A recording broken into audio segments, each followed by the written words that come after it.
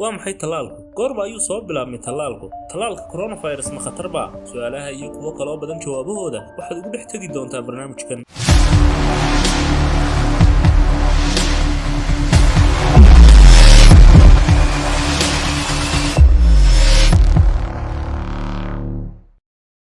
tallaalku waa walax carisa ama dareen siisa difaaca jidhka ee qofka si uu ula dagaalamo cudur isla markaas soo galaya jidhka